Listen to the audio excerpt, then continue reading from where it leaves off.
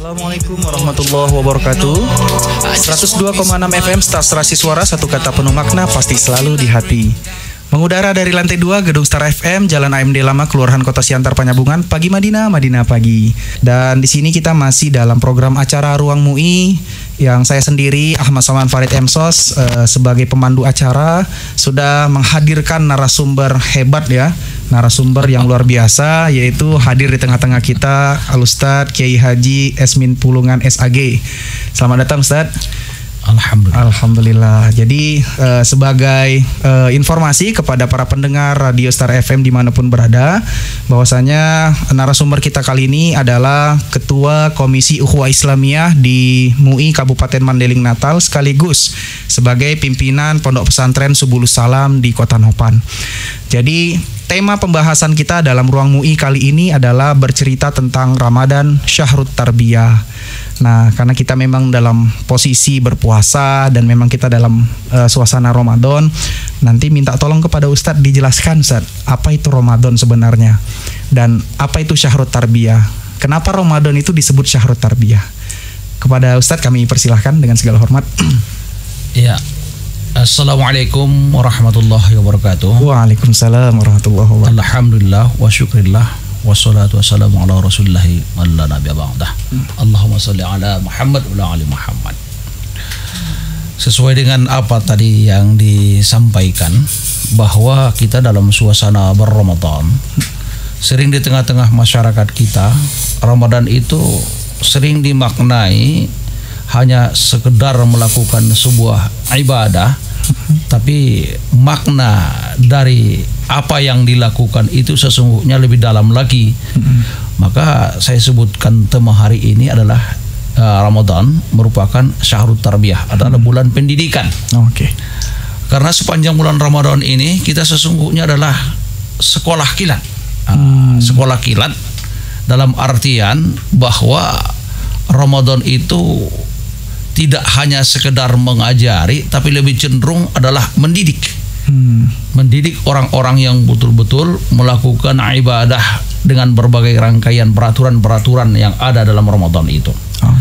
Syahrut Tarbiyah adalah bulan pendidikan, di mana orang-orang yang berada di dalam pelaksanaan ibadah Ramadan itu secara disadari atau tidak disadari, dia itu dididik. Kata didik di sini berbeda dengan diajari. Kalau dia makna pendidikan, berarti seseorang yang melakukan ibadah Ramadan itu dia betul-betul dibentuk agar menjadi yang kurang baik menjadi baik, berakhlakul karimah, sopan santunnya, semua di sana diterapkannya. Kalau hanya sekedar mengajari, berarti hanya memberikan sejumlah ilmu pengetahuan biar dia cerdas. Kira-kira di sana letaknya. Sesuai dengan ayat di surah Al-Baqarah 183 Ustaz ya. Iya. Untuk membuat menjadi bertakwa. Iya, la'allakum tattaqun. Sebenarnya target Ramadan itu takwanya itu. Sehingga kita harapkan orang-orang yang melakukan ibadah Ramadan itu dengan penuh iman, karena ya ayyuhalladzina amanu, penuh keimanan ditambah lagi keikhlasan, maka yakinlah 11 bulan ke depan setelah usai Ramadan itu dia akan terjaga ketakwaannya kepada Allah. Karena bagaimanapun di situ panca inderanya itu diatur.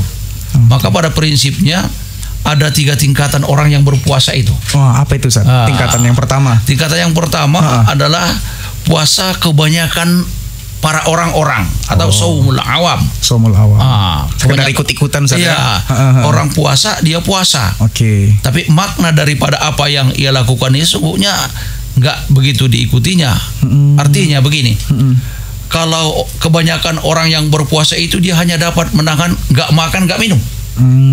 Yang lainnya jalan terus. Kebiasaan yang lainnya jalan terus.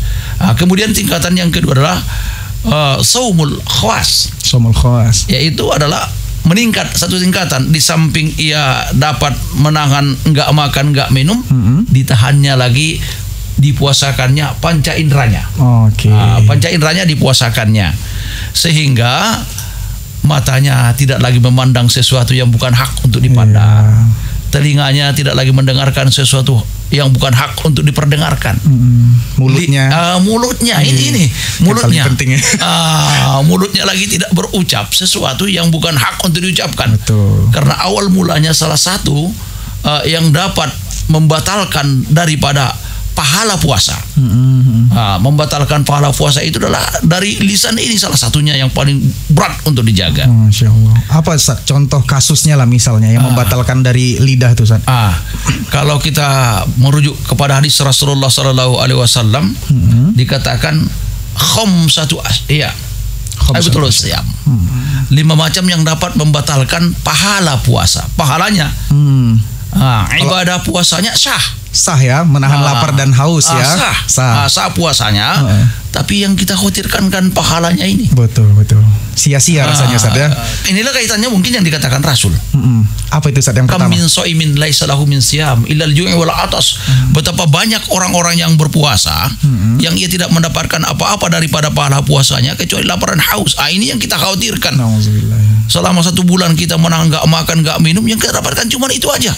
Tapi kan lebih dari itu kita dapatkan, makanya sebut judulnya adalah Ramadan Syahrul Tarbiyah. Maka lisan kita dididik ini dari mana? Ada hal-hal yang dapat membatalkan pahala puasa yang bersumber dari lisan 4, bersumber dari mata 1. Apa itu yang pertama Ustaz? Yang pertama yang membatalkan pahala puasa itu al-ghadzib. Berbohong. Iya. Bahasa kitanya margabus. Iya. Berbohong. Kita berpuasa, enggak makan, enggak minum, tapi tak mampu kita menahan lisan kita ini dari berbohong. Betapa tidak kalau seandainya orang itu memaknai terjaganya lisannya enggak berbohong dalam 1 bulan ini, kita memiliki keyakinan dia akan berubah menjadi orang yang baik ketika 11 bulan ke depan jumpa lagi dengan Ramadan yang akan datang. Dia ada efeknya. Ada efeknya. Karena sebulan penuh dilatih di sini enggak berbohong. Itu yang pertama. Terus gini Ustaz, yang terkait berbohong tadi, kalau seandainya seorang istri belanja, kemudian masih ada sisa uang belanjaannya, kemudian dibilangnya sama suaminya, uang belanjaannya sudah habis Bang, itu termasuk kategori berbohong juga Ustaz ya? Inilah kadang-kadang yang sering saya sebutkan di majelis taklim. Sebenarnya sederhana. Kalau memangnya seseorang, istrilah kita katakan, atau sebaliknya suami kepada istrinya, betul-betul ia seperti yang diisyaratkan dalam sebuah syair lakukan, jujurlah padaku, jangan ada dusta di antara kita. Mantap. Ternyata ke situ arahnya. Iya. Karena gini, contoh umpamanya si A punya istri, dia berikan belanja umpamanya 400.000, belanjalah ke pasar. Dia pergi belanja ke pasar, terus pulang, suaminya ini agak lihat juga ini, memakai kali-kali gitu. Dimulai dari belanja yang pertama sampai belanja terakhir dihitungkan, dijumlahkan, lalu dibagikan dengan uang yang diberikan perasa. Ternyata punya sisa. Iya, ada sisa. Ada punya sisa. Cerah juga ini suami kan. Ditanyanya lah istrinya. Ada kadang-kadang dibilangnya wak siucok, ya kan.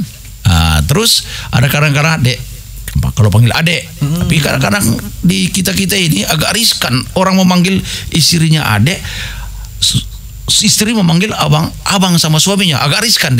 Padahal kan itu yang sah-sah saja. Iya, betul. Jadi tanyanya, ada nggak sisa uang belanja tadi?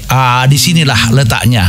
Kalau memang Ramadan ini mendidik kita, dia akan jujur. Ada katanya. Tapi kadang-kadang enggak. Dibilangkannya udah habis, malas mau belanjaan kan gitu. Padahal sederhana, ada lagi itu sisanya 15.000 lagi. Cuma sudah saya belikan tadi ke bedak pipa nomor 5 katanya, umpama. Ini umpama. Iya. Karena kadang-kadang kita laki-laki ini kan lama-lama udah setahun kadang-kadang nggak terpikir kita untuk ngapain bedaknya kan. Iya, betul. Apakah itu bohong? Ya. Kalau yang namanya itu tetap bohong. Kalau yang seperti itu, berkata yang bukan pada faktanya, Ustaz ya. Iya, betul. Sangat menarik Ustaz pembahasan kita terkait munculnya hal-hal yang membatalkan pahala, terutama dari mulut kita. Salah satunya adalah berbohong. Nah, nanti kita akan bahas lebih lanjut Ustaz yang kedua apa saja, dan tentunya pendengar sekalian itu sangat antusias dan penasaran apa isi yang kedua. Tapi kita akan dengarkan setelah jeda pariwara berikut ini.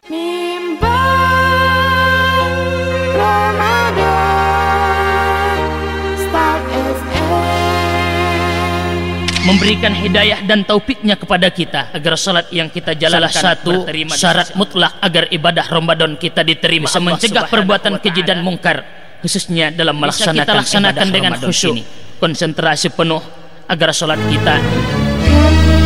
Ramadan bersama Start FM menjelang berbuka puasa.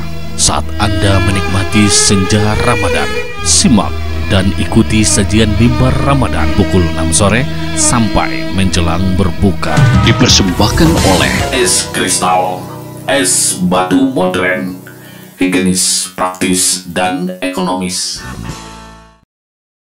102,6 FM Stasiun Suara, satu kata penuh makna pasti selalu di hati. Masih bersama Ruang MUI, yang narasumber kita kali ini adalah Kiai Haji Esmin Pulungan SAG selaku Ketua Komisi Ukhuwah Islamiyah di Majelis Ulama Indonesia Kabupaten Mandailing Natal.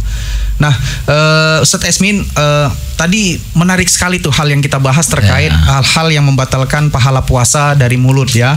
Yang pertama tadi adalah kadzab ya, atau berbohong seperti itu. Nah, yang kedua ini apa Ustadz? Perlu dijelaskan. Iya. Yang kedua disebutkan Rasulullah SAW al-ghibah. Ghibah. Menceritakan aib orang lain.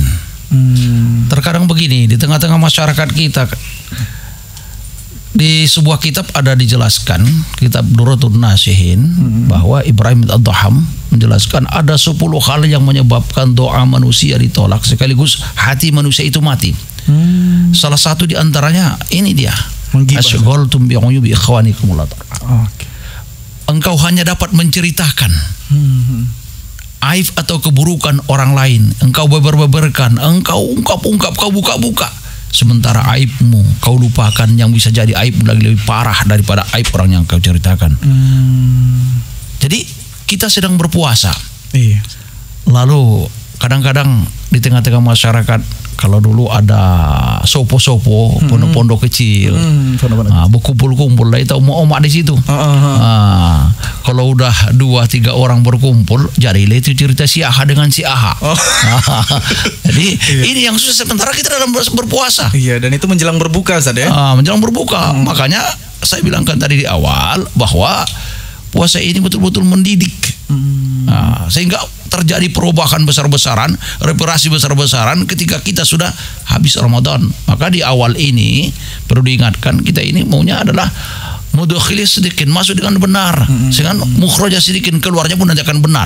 Artinya bahaya lisan yang kedua ini adalah merupakan satu bahaya lisan Latin lah yang di masyarakat, sehingga masyarakat kita sering terjadi antara yang satu dengan yang lainnya ini, padahal yang diceritakannya itu mungkin jadi lebih baik lagi daripada yang bercerita. Betul. Masalah aib ini.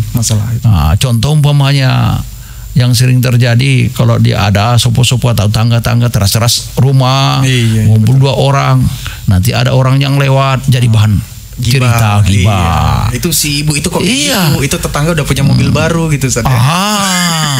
Ada nanti yang berubah sedikit, orang yang beli kulkas, dia kedinginan kan gitu. SMS juga, Ustaz ya. Susah lihat orang senang ya. Iya, SMS juga. Kalau guru-guru dia dulu bilangkannya penyakit ini penyakit bingka-bingka. Sehingga ada nanti temannya jilbabnya bagus, pembawaannya muslimah lah kita katakan kan. Yang dua ini apa nanti? Bahasa isyarat. Mungkin ya mukanya membilangkan itu katanya kan. Lalu bahan cerita, tengoklah dia itu katanya. Baru ikut mengaji 2 kali ke sana, udah begitu penampilannya. Mestinya kita bersyukur. Kapan aku bisa seperti dia? Jadi motivasi. Ini dilakukan di bulan Ramadan. Ini bahayanya. Dilakukan bulan Ramadan oleh lisannya, maka bukan hanya berdampak sosial, tapi justru berdampak pahala yang ia lakukan sedang saum itu dapat rusak pahalanya.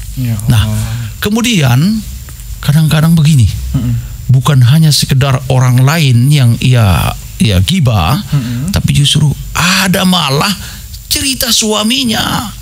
Membuka aib sendiri. Iya, sendiri. Kadang-kadang namburunya. Mertuanya sendiri. Ini kan sebuah, kita katakan penyakit di tengah-tengah masyarakat yang perlu memang dirubah. Betul. Kalau di luar Ramadan pun ini adalah merupakan suatu bahaya. Sehingga kalau ada di tengah-tengah masyarakat atau di sebuah gang, 2 atau 3 orang aja penyakit seperti ini, rusak itu satu gang itu. Ya Allah. 2 orang aja lah.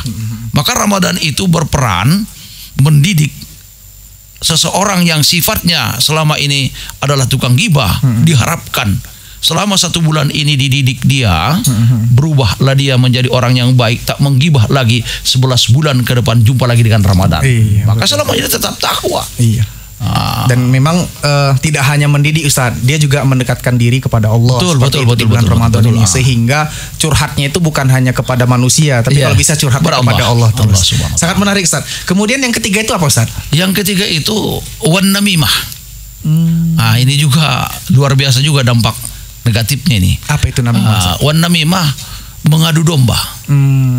Mengadu domba, mungkin tetangga sebelah kanannya dengan tetangga sebelah kirinya ada satu orang yang enggak dia senangi, atau kanan atau kiri lah yang enggak dia senangi.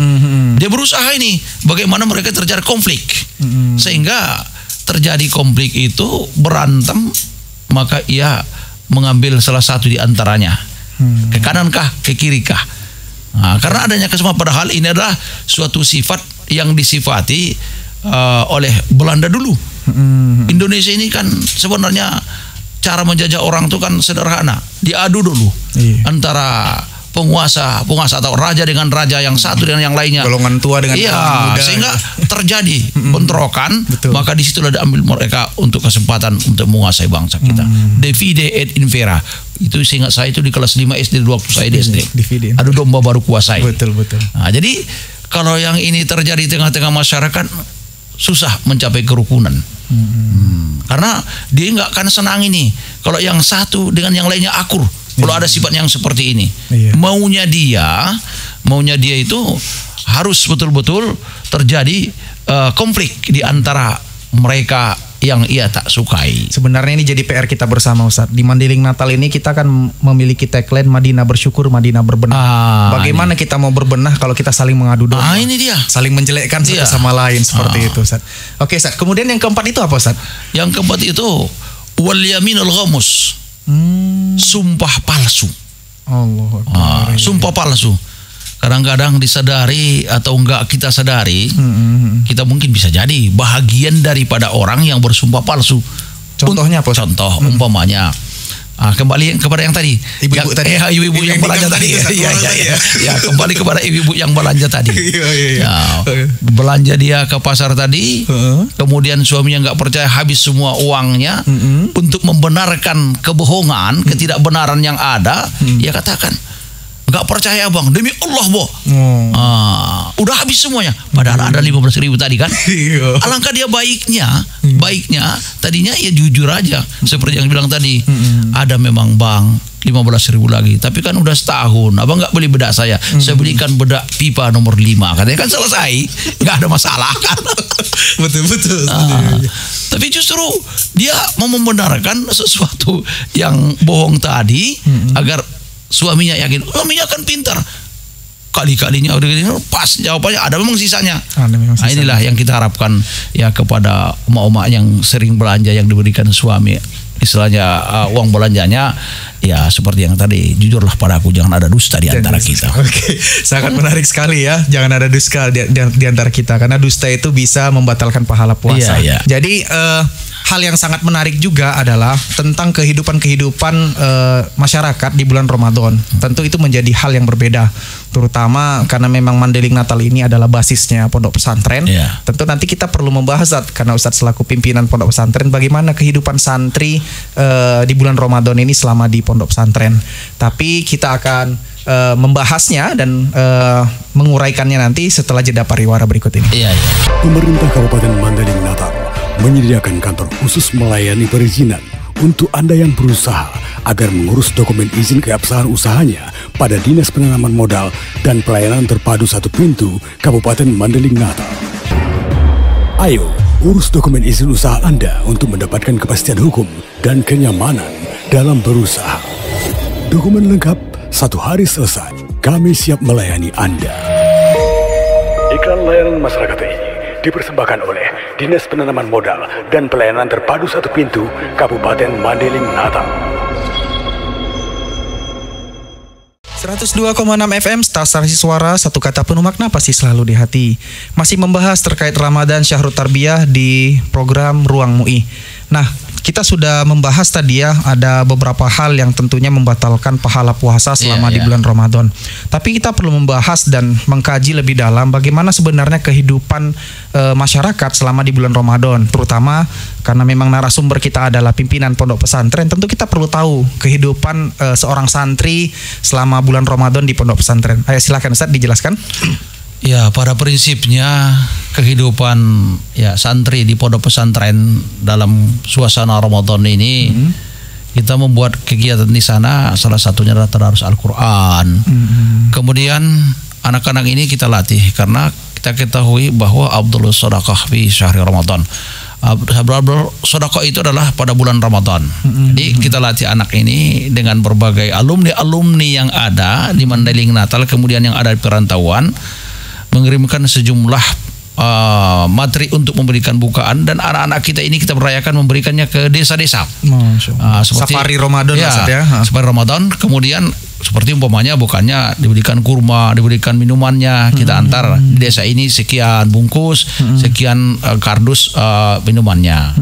Melatih mereka itu agar terbiasa juga nantinya setelah mereka ini tamat, ada rezeki diberikan Allah, mereka juga terpanggil untuk berbuat seperti yang dibuat oleh kakak-kakaknya gitu. Alhamdulillah, sejak dini sudah dilatih untuk bersedekah, Ustaz ya. Nah, lebih-lebih di Ramadan ini mereka sadar bahwa disinilah memang berbagai keistimewaan, keluar biasaan pahala yang dilipat gandakan sampai dikatakan 700 kali lipat pahala yang didapatkan orang-orang yang berbuat.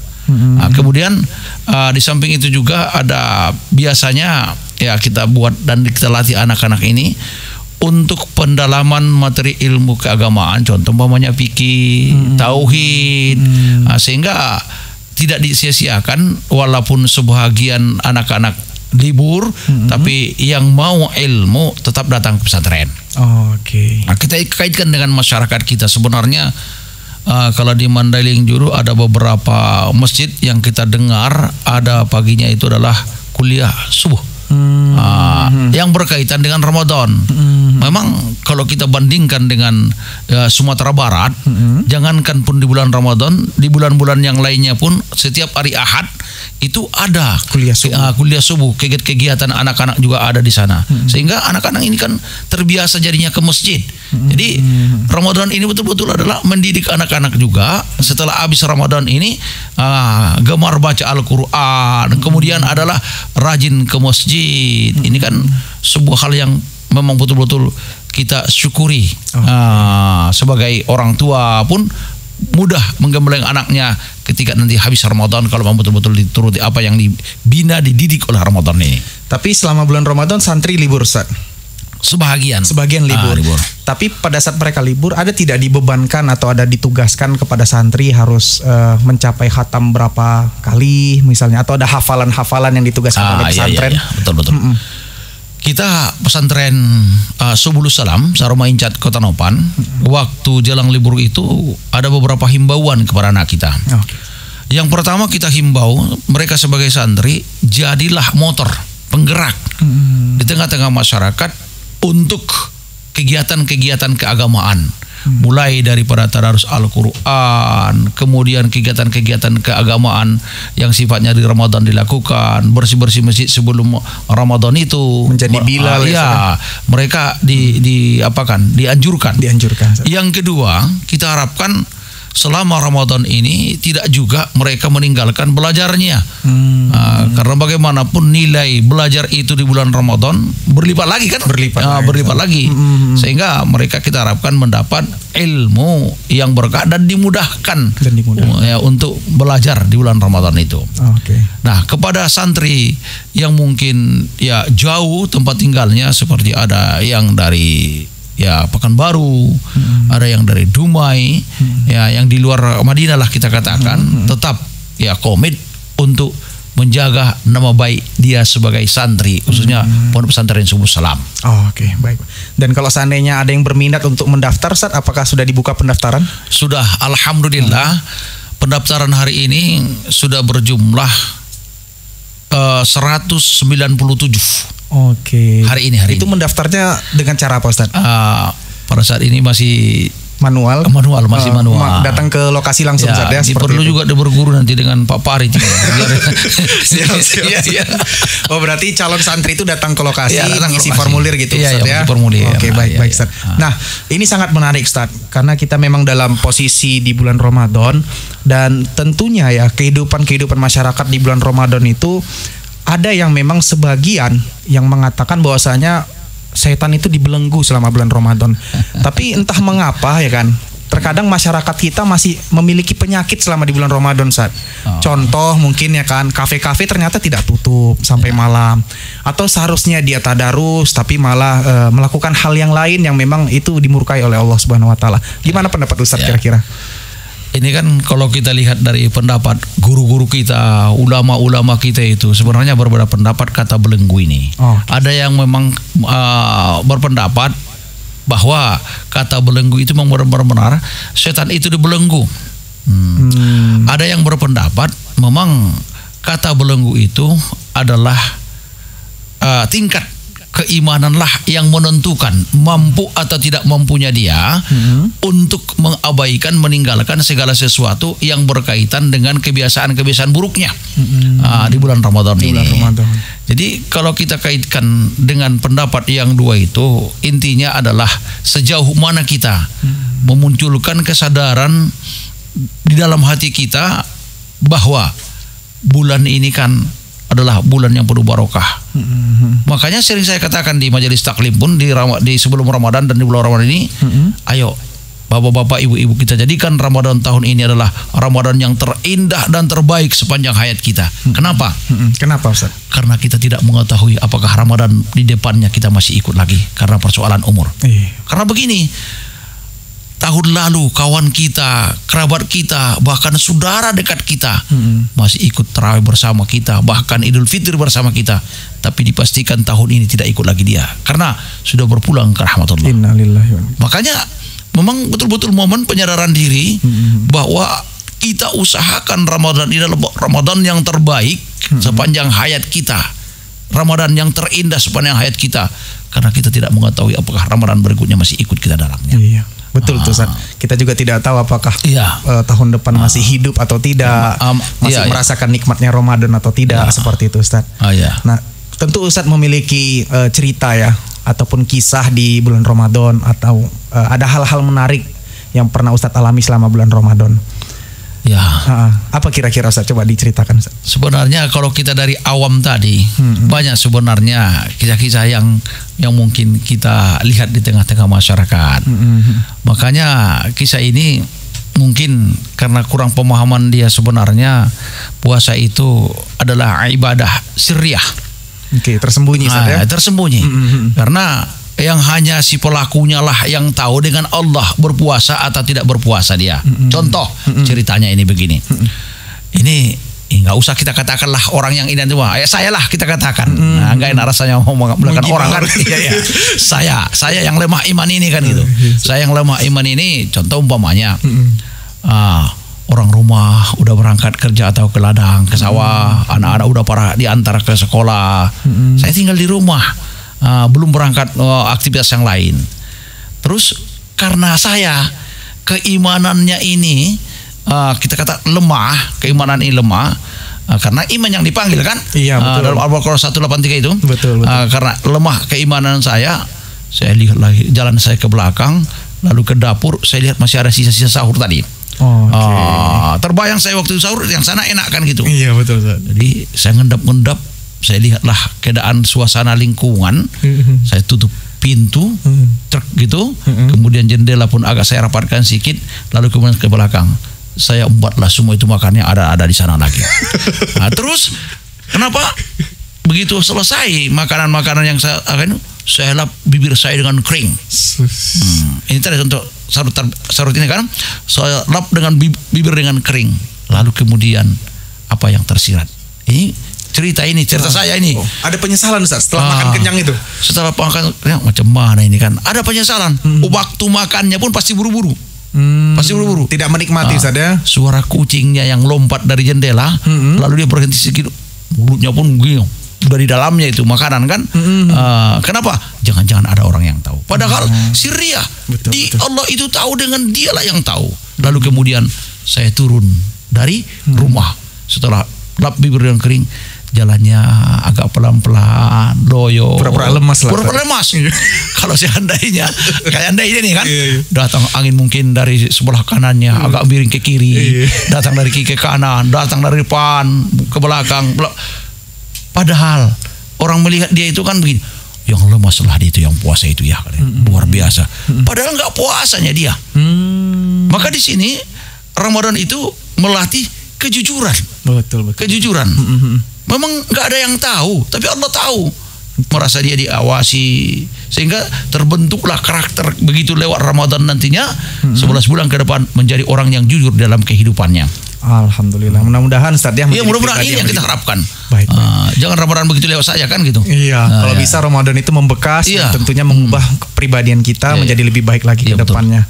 Baiklah, pendengar yang budiman ya, dari program Ruang MUI tentunya kita menginginkan ya masyarakat itu menjadi lebih baik lagi di bulan Ramadan ini. Tidak hanya menjadikan Ramadan ini hanya sekedar bulan yang terlewat yang biasa saja. Dan tentunya kalaupun ada penyakit-penyakit di masyarakat yang memang belum bisa hilang di bulan Ramadan, nanti akan kita bahas bagaimana tipsnya dan bagaimana cara mengatasinya seperti itu. Tapi setelah jeda iklan berikut ini. Terima kasih Anda telah membayar pajak daerah dan retribusi daerah. Pesan ini disampaikan oleh Badan Pendapatan Daerah Kabupaten Mandailing Natal.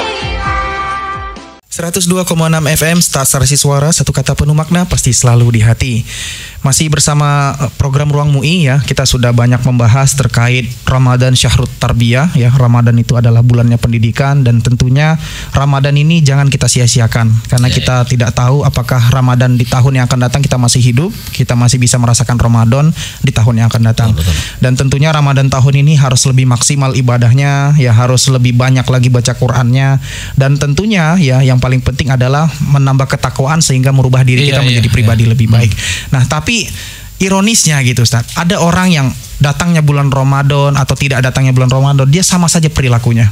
Bahkan cenderung di bulan Ramadan ini maksiatnya lebih bertambah Ustaz.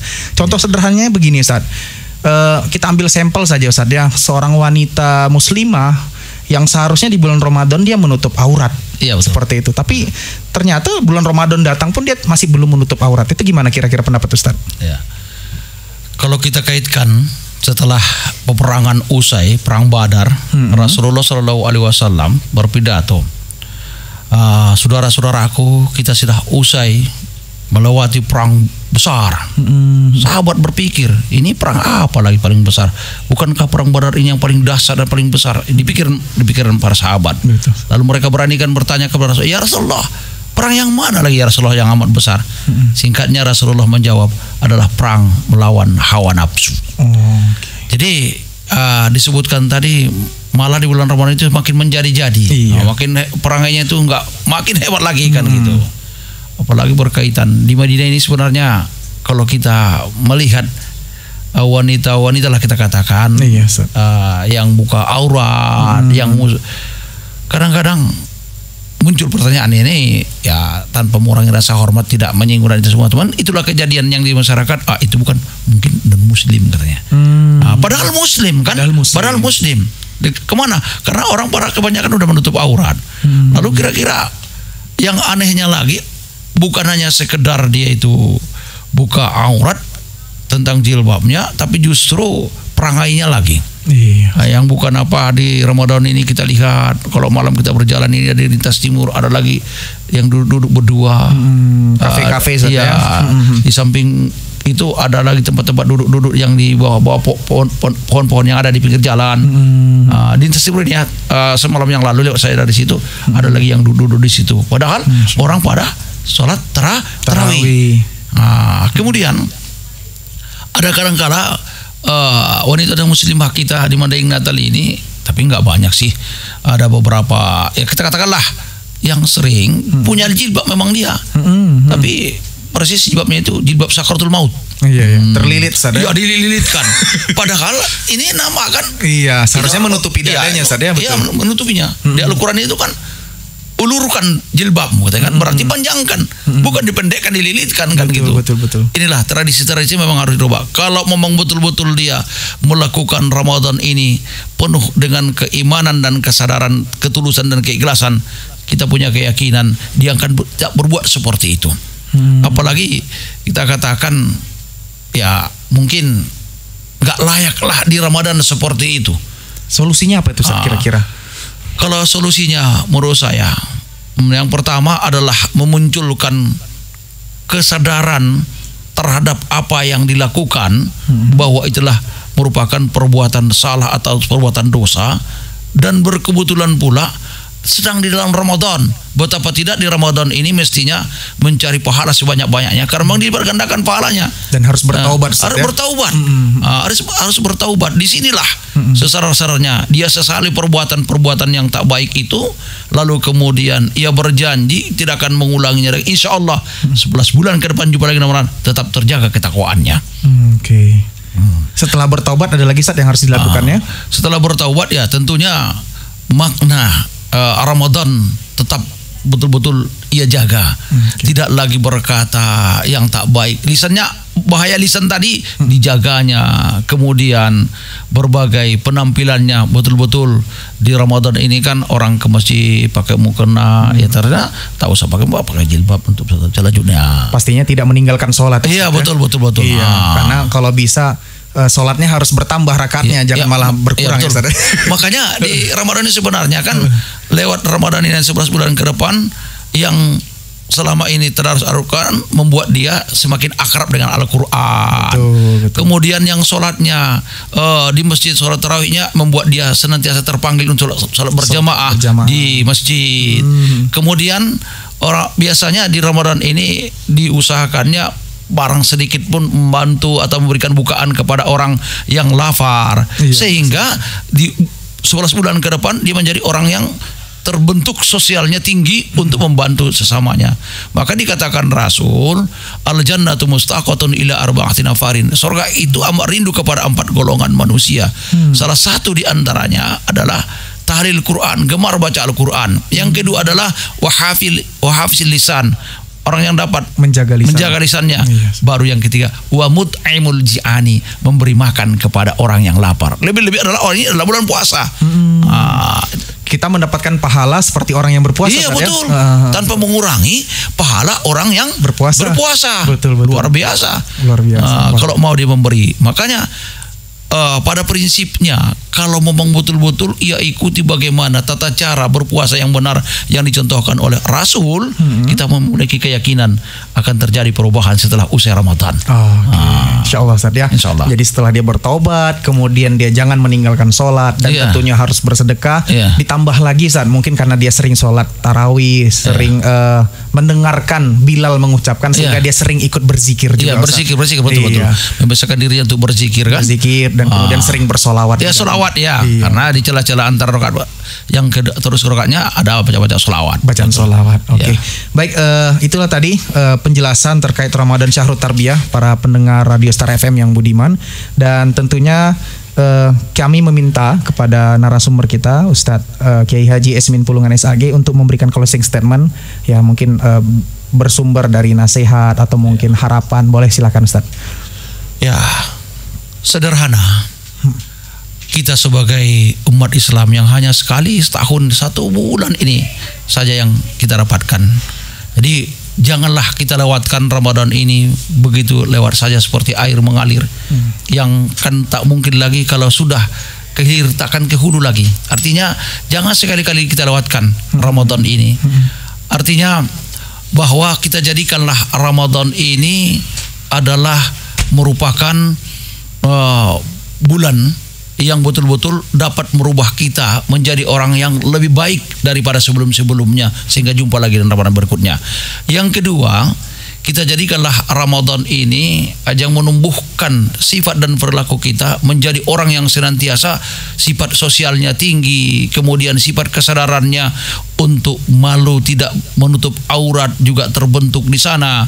Kemudian di samping itu juga muncullah kepribadian yang betul-betul cinta dengan Al-Quran, cinta dengan tolong menolong, cinta dengan sholat berjamaah, membaca sholat atau zikir dan sebagainya. Jadi kita jadikan Ramadan ini adalah berbenah untuk membuat kepribadian kita lebih baik, sehingga Ramadan 11 bulan ke depannya jumpa lagi dengan Ramadan, sehingga sepanjang tahun dan sepanjang hayatnya tetap terbina dan terdidik takwa kepada Allah Subhanahu wa taala. Insya Allah, mudah-mudahan kita menjadi pribadi yang lebih baik. Amin ya rabbal alamin. Setelah datangnya bulan Ramadan, kita menjadi pribadi yang lebih taat beribadah, dan tentunya kita semakin rajin untuk mengerjakan amal-amal kebaikan. Baiklah, terima kasih kami sampaikan kepada narasumber kami, Kiai Haji Esmin Pulungan SAG. Terima kasih sudah mau hadir di program acara Ruang MUI. Saya selaku pemandu acara mengucapkan terima kasih juga kepada para pendengar sekalian yang sudah bersedia mendengarkan kami, dan tentunya kami mengucapkan mohon maaf bila mana banyak kesalahan dalam penyampaian. Sekian dari saya Farid pamit undur diri. Wallahul muwaffiq ila aqwamit thoriq. Wabillahi taufiq wal hidayah. Assalamualaikum warahmatullahi wabarakatuh. Waalaikumsalam.